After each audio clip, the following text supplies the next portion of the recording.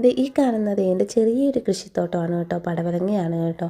സത്യം പറഞ്ഞാൽ ഞാൻ നട്ടു വളർത്തിയൊന്നും അല്ല കേട്ടോ, തന്നെ പിടിച്ചു വന്ന പടവലങ്ങയാണ്.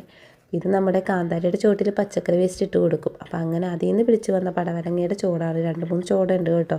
ആദ്യം ഇതെന്താ സംഭവം എന്നൊന്നും മനസ്സിലായില്ല. പിന്നെ പൂവും കായൊക്കെ ഇട്ടപ്പോഴാണ് പടവലങ്ങയാന്ന് മനസ്സിലായത്. ആദ്യത്തെ കാ മൊത്തം പഴുത്ത് പോയിട്ടോ, ചൂട് കൂടുതലല്ലേ, പിന്നെ പിടിച്ചു കിട്ടി കേട്ടോ.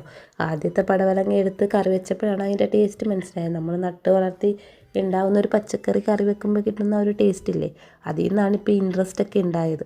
അപ്പോൾ ഞാൻ പന്തലൊക്കെ കെട്ടിക്കൊടുത്ത് ഇപ്പോൾ നന്നായിട്ട് വളവും വെള്ളവും ഒക്കെ കൊടുത്ത് അത്യാവശ്യം നന്നായിട്ട് പൂവും കായൊക്കെ ഉണ്ടാവുന്നുണ്ട്. പിന്നെ നമുക്കൊരു ശല്യമായിട്ട് വരുന്ന ഒരു പച്ചപ്പുഴുവാണ് കേട്ടോ, അത് വന്നിട്ട് ഈ ഇല മൊത്തം തിന്ന് തീർക്കും. ഇതിനായിട്ടുള്ള മരുന്ന് വാങ്ങി സ്പ്രേ ചെയ്ത് കൊടുത്തപ്പോൾ പിന്നെ വേറെ പ്രശ്നങ്ങളൊന്നും ഇല്ല കേട്ടോ. പിന്നെ വളമായിട്ട് ഞാൻ ചാണകപ്പൊടിയാണ് ഇട്ട് കൊടുക്കുന്നത്. പിന്നെ ചോട്ടിൽ കുറച്ച് കരിയില ഇട്ട് കൊടുക്കും തണുപ്പ് നിൽക്കാനായിട്ട്.